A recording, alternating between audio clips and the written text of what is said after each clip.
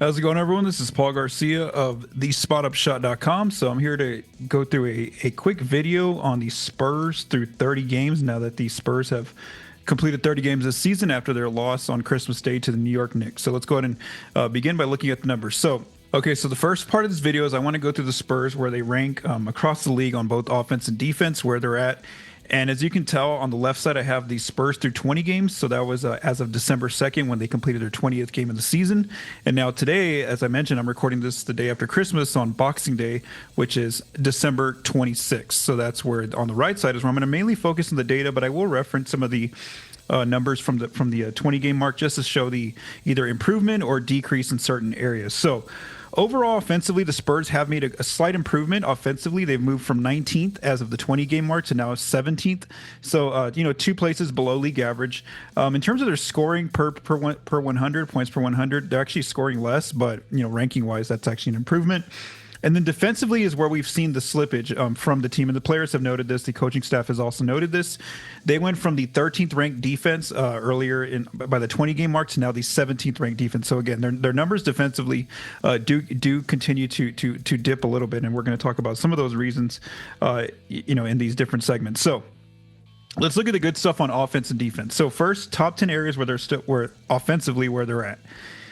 Assist percentage. They're still number one in the league, assisting on 71% of their makes. So that's still a continuation of what took place at the 20 game mark, plus what was taking place last season. So even with the inclusion of more ball dominant players such as Chris Paul, such as Stephon Castle, the Spurs are still getting a lot of assists on their makes. So again, 71% assist percentage, still number one in the league. Three-point attempts is still top 10. So they're sixth there, launching about 43s per game, pretty similar to where they were at the 20 game mark. So obviously we see that Wemby, who takes half of his shot from the three-point line, is leading that charge for the Spurs with his high volume of three-point attempts. And so a lot of the players on the team follow suit like him. And so they still are top 10 in three-point attempts. One place where they really made some improvement was what we call the restricted area field goal makes area. So that's basically the dunk layup range. They're now top 10 in this area. So they went from the 20 game mark, they were at 14th. Now they're ranked 9th. So they're making about 18 inside attempts per game, and they're actually outscoring their opponents there by 1 point per game there in the restricted area, which is that dunk layup range. And I do want to say part of it is Wemby, but then also part of it is having Jeremy Sohan now back in the lineup. He is a player who gets multiple attempts in the paint, crashing the glass, rolling, cutting, finishing alley-oops. And so Sohan scores, pretty much between like 6 to like 12 points on an average in the paint. And so that obviously helps the Spurs as a team in scoring near that closest area to the rim in the dunk layup range. And then their restricted area field goal percentage is also still top 10. It's slipped a little bit. It's now down to 67% of their made shots from that area, but it's still a top 10 number. So again, that's a good number, and Victor's obviously a big part of that. Whenever he does take a look inside, he's usually finishing very well above league average because of how tall he is and how close he is to the rim with the different kind of strides that he takes. So those are the top 10 areas offensively. Now let's look at where they're top 10 on defense. So they are still doing a great job of not putting their opponent on the free throw line. They're ranked second overall in opponent free throw rate. Just 20% of the opponent's possessions get where they get to the free throw line. They're still they're number 2 now in blocks. So obviously having Wemby, who's blocking 4 shots a night, that's going to help you there. So the Spurs are averaging as a team 6.9 blocks, which is ranked second in the league. Defensive rebounding. This one, they're still top 10 here, so they're collecting 34 defensive boards, but it still can be an issue at different times. It just really matters in different contexts. So obviously, we saw in that game against the Knicks where they needed 2 defensive rebounds. They had a smaller lineup out there to close the game, and obviously that was a big issue for the Spurs. And even the opponent's second chance points are still an issue, as I'm going to talk about here in a little bit. And then they're also on defensively. They are near the closest area to the rim, the dunk layup range. They're blocking. They're only allowing 63% accuracy from that range, which is sixth right now in the league. So again, that place is also seeing an improvement as well, ranking wise. So again, that's where they're top 10 defensively. Now let's look at the more concerning areas on both ends of the floor. So let's first talk about bottom 10 offense. Where are they? So obviously, like I mentioned, they're top 10 in three-point attempts. So that means that they're not being able to take a lot of shots from the inside. So they are bottom 10 in points in the paint. Currently, they are scoring 45.9 points per game there in the paint. They have also seen their 3-point accuracy fall a little bit. So now they're making just 34.8% of their 3-point attempts, which is now 21st. So that has been a slight dip. And that's been one of the key reasons some of their losses when they go cold from outside. And then also following that 3-point accuracy is their wide open 3-point accuracy as well. That number has fallen as well, where they are only making 37% of their wide open threes, which is ranked 22nd. And again, that area took a bit of a hit in these last 10 games. Defensively, where are they at? Bottom 10. Let's see, opponent fast break points. That number has fallen a little bit. So they're still allowing 16.4 points per game off the fast break to the opponent. So that transition defense is still a concern, ranked 24th. And again, part of that can be from their turnover issue, which has improved a little bit, but they're still ranked 17th in turnover percentage. Opponent turnover percentage. This one's also fallen a little bit. This just means that they're not really their defensive. Their defense, yes, at the rim is obviously very good having Wemby there, but on the perimeter, it's not as aggressive. They don't really turn the ball. They don't make the opponent turn the ball over. And so that's where we see that just 13.7% of the opponent's possessions are being turned over, which ranks the Spurs 23rd and basically being more aggressive out on the perimeter. Steals is obviously still very low, only 7.5 steals per game. That's ranked 25th, and that continues to be an area of concern. That's actually fallen a little bit since the last time I looked at these numbers. And then, like I mentioned, opponent's second chance points is still pretty concerning there.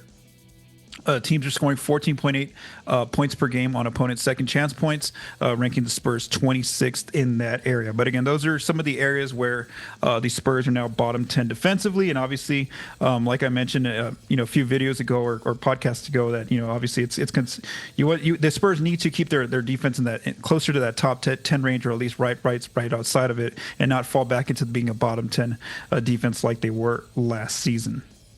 All right, the next area I want to look at is the math game. So this is basically seen as where are the Spurs outscoring their opponents on twos, threes, and free throws, or are the Spurs being outscored from there? So obviously, as we can see here, the big area of concern for the Spurs is that they are getting outscored by 152 total points from the 2-point range. I'll talk about that, why that is in a little bit. They're barely holding on to that 3-point battle, so they're winning the 3-point line by 39 total points, basically 13 more threes than their opponent. So again, that one's a little bit close, getting a little bit closer. The big area where they continue to have that huge advantage is in the free throw line, where the Spurs are scoring 526 free throws per game, or overall, and the opponent's only being making 447 free throws overall, which gives the Spurs a plus 79 point advantage. And so again, they're overall they're a minus 34 for the season. So when I look at the math game in terms of where we've seen this 2-point issue, it's really in two areas that are not as efficient of shots for the opponent. So that's in the what we call the non-restricted area, the floater range. Basically, teams are outscoring them, the Spurs, by 3.2 points per game there. But again, that's not really an efficient shot that you don't really want taking if you're on your offense. But that is one area where they're getting outscored. And then also the mid-range. So again, that's a shot you don't really want to take. It's a very low accuracy type of shot, less efficient. And so the Spurs are getting outscored there by 3 points per game. But like I mentioned, they are winning that dunk layup range by about 1 point. So again, that's kind of where their issues are coming from in terms of why they're getting outscored by the 2-point range. But again, it's when you compound it, when you put multiple games together, that becomes a bigger issue. Even though I'm just saying 2.2 points per game in the paint, they're getting outscored. When you add that overall to all their games, that ends up being a big issue for the team. All right, the last area where I want to focus is just looking at the Spurs players' season averages. Again, basically basic box score numbers here. Who are the leading scorers? What's going on lately since the team got fully healthy, where are we seeing some players kind of slipping a little bit.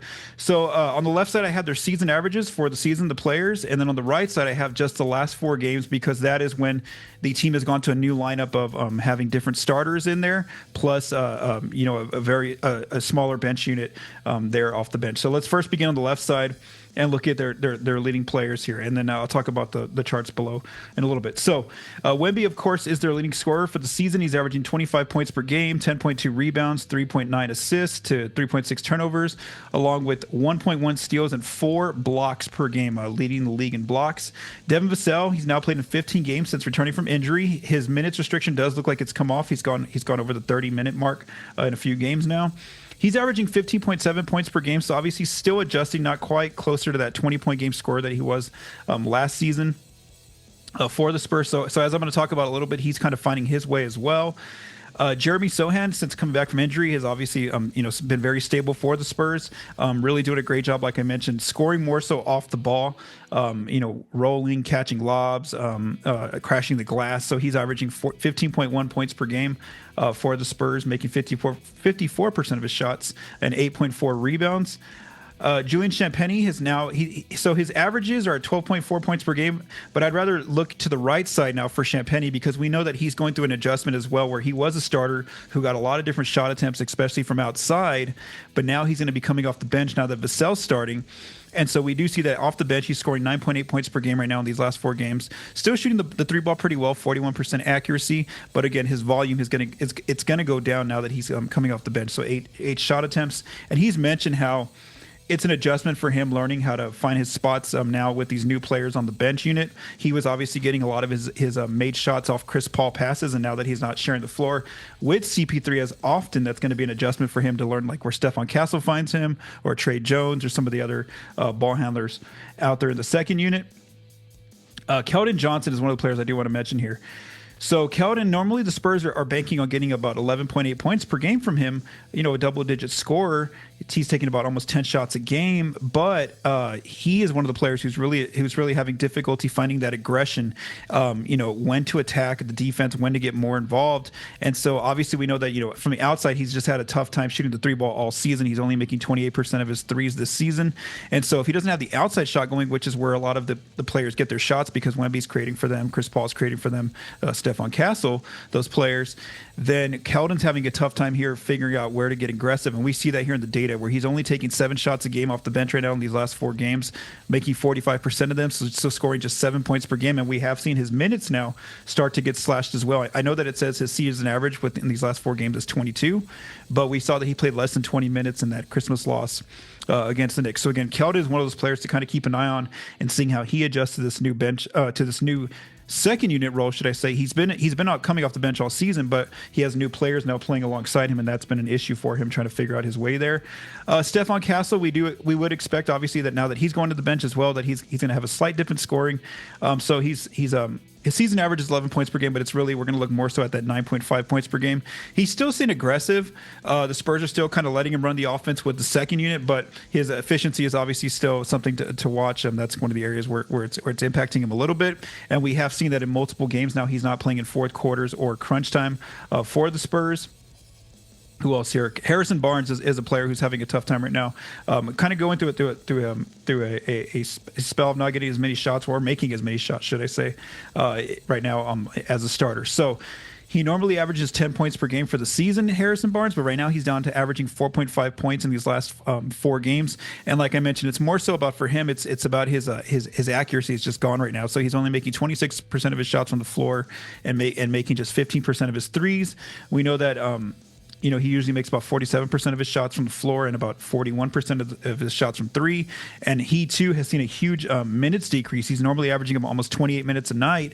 And because he hasn't been as efficient out there on his low volume of attempts, the coaching staff has had to pull his minutes. So he's averaging just 20 minutes in these last 4 games now that everyone's fully healthy. Who else? Chris Paul has seen an increase in his scoring. So he's, the Spurs usually bank on him for about 10 points, 8 assists, shooting the 3 ball really well from the pull-up 3. Malachi Brown's not really in the rotation. Zach Collins is not in the rotation anymore. Charles Bassey, he kind of has his moments where he'll play in in a first half. He's been the backup big off the bench, but then the coaching staff, if it's like a close game, they'll go to Sohan and Wemby running the rest of the 5 minutes for the remainder of the game. And as we saw against the Knicks on Christmas Day, Bassey got a DNP in that game, so the Spurs kept the rotation down to 9 players. And then Trey Jones, obviously, you don't expect a lot of offense from him in terms of scoring the ball. He's mainly out there to kind of keep the ball moving, kind of pick up some assists. And so we do see that his assist numbers have gone up in these last 4 games since he's been coming off the bench.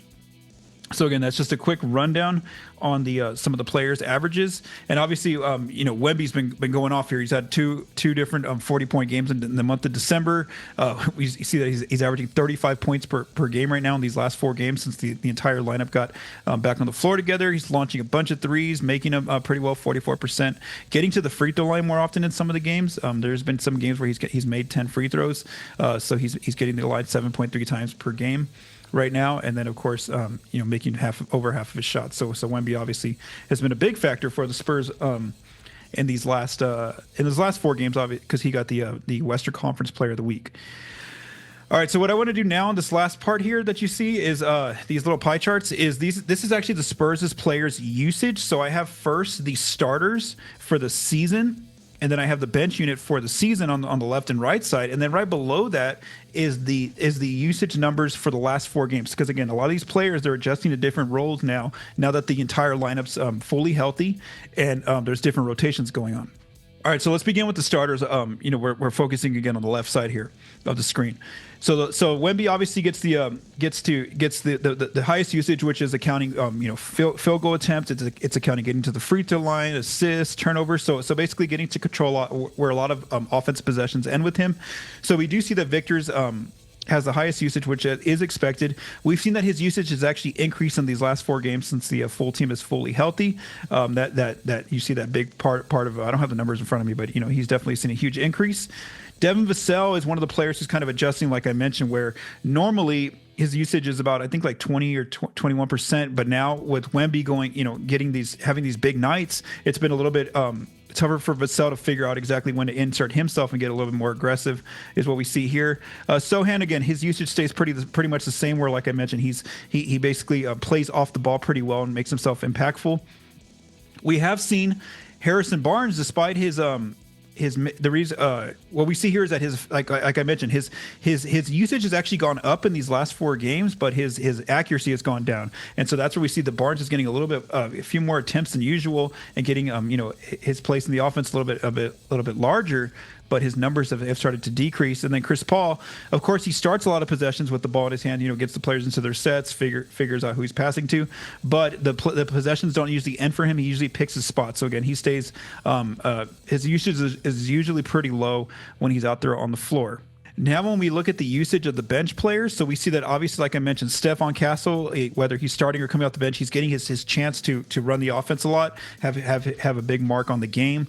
So we see that his usage has actually increased in the last 4 games. But we look at Keldon Johnson. So normally, Keldon Johnson's on the bench unit. He's second there, but we see that he's now let's see, what is he, 4th? He's actually 4th. So like I mentioned, his aggression in terms of having an impact on the game has really gone down these last 4 games. So for him, this has been a little bit of an adjustment. Charles Bassey, like I mentioned, he's not always in the game, but I have him out here. So we've seen that he's been in the games that he's getting more minutes. He's been more aggressive in these last 4 games that he's played in. So we see that his impacting in terms of getting to take shots or scoring or getting assists or turnovers have increased here. And then Trey Jones stays very low, his usage there. He's not, like I mentioned, he's just moving the ball. He's not really trying to insert himself too much and take a lot of shots from others or things like that. And then Champagnie is like a player who I mentioned, where he's trying to figure out his way. How aggressive can he be off the bench? And so we do see that normally, for the season, when we throw his usage in there, he's usually the 4th playmaker there. But now he's actually moved himself up to the 3rd playmaker there, whether it's taking shots or moving the ball. And so, Champagnie, I think that we're going to start to see that is he's probably going to end up moving past Bassey there 2nd or 3rd. And so I think the big question is both Keldon and Harrison Barnes, like I mentioned. So again, this was just a quick wrap up of the Spurs through the 30-game mark, now that they have completed 30 games this season. All right, before I close out this video, I do want to comment on where the Spurs are at through 30 games this season in terms of overall, in the standings and the improvement they made from this point last year. So right now the Spurs are 15 and 15, so they are right outside the play-in picture at 11th. And that is remarkably different compared to where they were a season ago. So if we look at where they were through the 30-game mark last season, it was on December 28th. They were 5 and 25. So again, clearly out of the playoff picture. Right now, I know that after these 2 losses to the Knicks and the Sixers, that they are staring outside the play-in picture. But again, just a win or 2 here or there, and they could easily move up to 9th. Where they were just a few days ago, 10th, 11th. So again, they're kind of right in that play-in picture right now. So again, that's just a huge improvement for the Spurs right now through 30 games compared to where they were a year ago. All right, so don't forget to visit the spotupshot.com. Sign up for the newsletter if you would like to receive all the latest articles in your inbox, as well as different podcast videos. And then, of course, subscribe to the YouTube channel if you're watching this on YouTube, or if you're watching this on the Spot Up Shot. Definitely continue to check our videos that are made.